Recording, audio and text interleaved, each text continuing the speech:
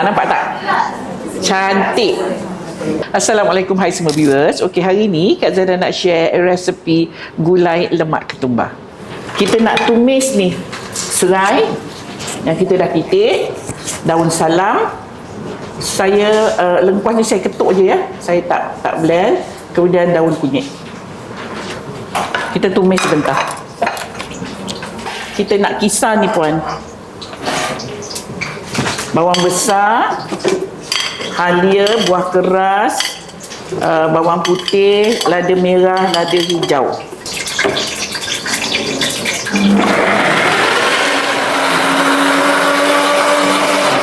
Okey, so kita masukkan yang kita blend ni tadi.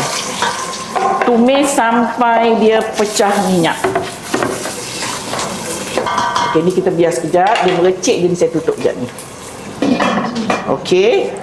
Okey, kita nak balik-balik sekejap. Sementara tu saya nak masukkan kunyit ya.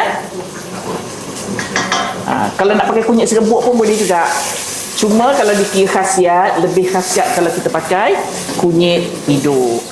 Dia dah pecah minyak, saya masukkan serbuk ketumbar.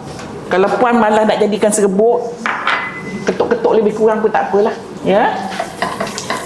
Okey, kita besarkan sikit apinya. Senang aja puan masak ni. Okey, saya nak masukkan air ni sikit ya.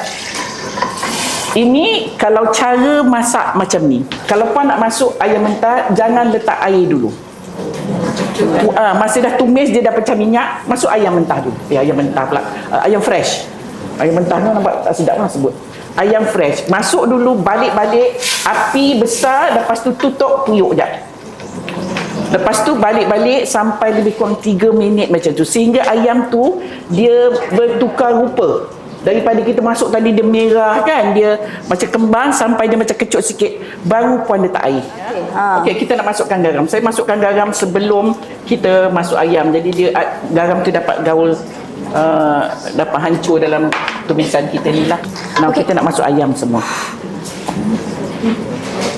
Bila ayam dah masak puan tak payah risau. Ya. Kita dah tumis garing, dah tumis sampai masak betul bawang, lada semua. Ya. Jadi puan tak perlu risau. Yang risau kalau puan masak ayam fresh. Itu kena lama sikit.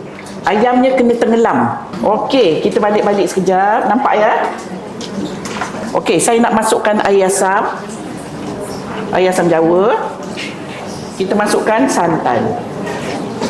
Ya, okey, kita masukkan air. Air terpulang, tengok berapa pekat yang puan suka. Ada orang dia suka masak pekat-pekat. Ada orang dia suka masak cair-cair. Kalau anaknya ramai tu tak naklah masak pekat, takut tak habis, takut tak cukup. Ya, terpulang, tak ada masalah. Okey, kita tunggu dia mendidih sekejap.